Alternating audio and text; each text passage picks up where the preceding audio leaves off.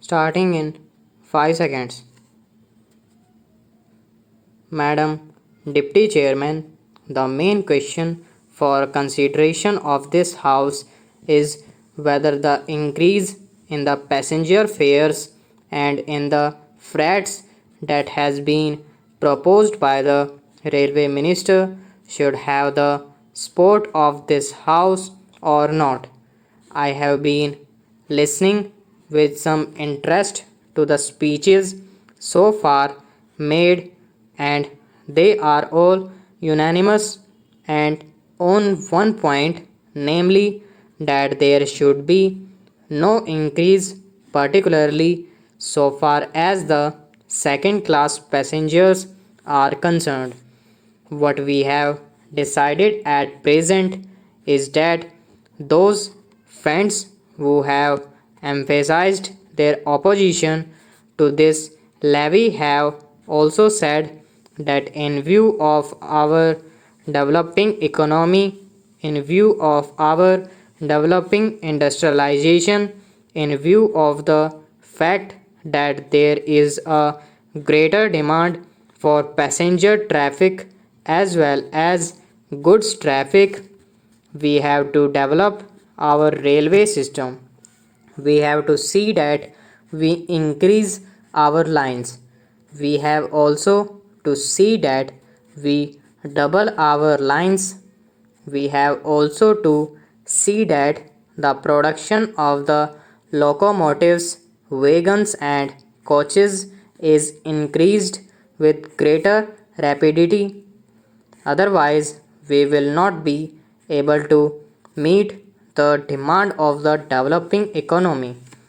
It is also agreed that, according to the recommendations of the Pay Commission, we all feel that our workers, our laborers, and are entitled to DA, which will be to the tune of rupees 12 crores.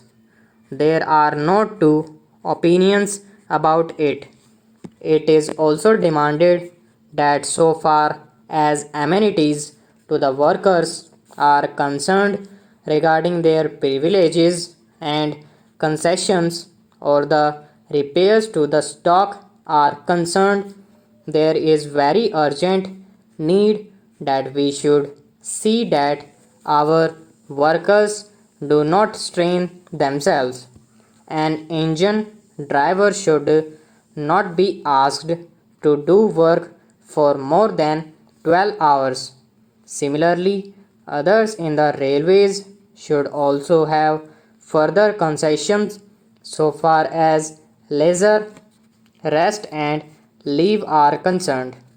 It is also agreed and it has been emphatically stressed on all hands that the second class passengers are not getting amenities which they should get.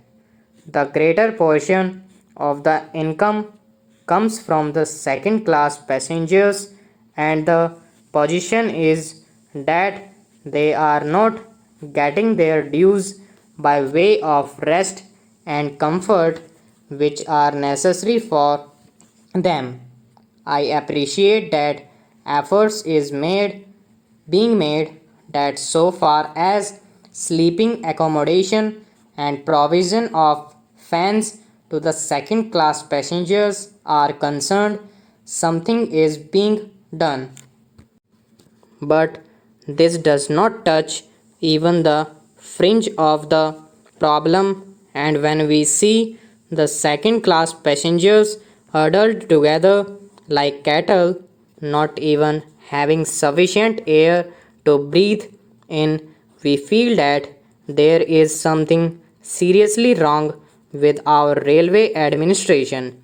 We have also to see that the shortage that we had about the supply of wagons to the coal mines and to our steel industries is not there.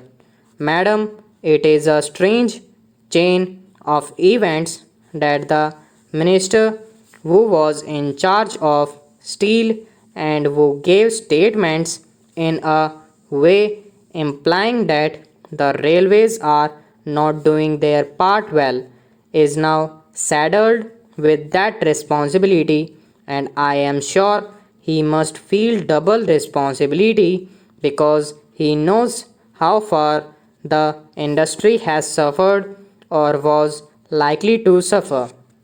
As the Minister of Steel, he charged the Railway Minister or of not doing things which should have been done. So now these are the problems that we have to meet, and the question arises how to meet them. I quite understand that there could be some economy affected in administration. I could also understand that by tightening the administration and seeing that there is not much of ticketless travel, we could improve the position. I could also understand that by taking effective measures regarding the new responsibility which Parliament has placed on the shoulders of the Railway Department, namely the liability of a common carrier for goods for which they have provided rupees 2 crores, and by having all these things in mind, there could be some reduction in expenditure, but I do not think that reduction would be of a value sufficient to meet the increasing demand of the railways. That is the problem.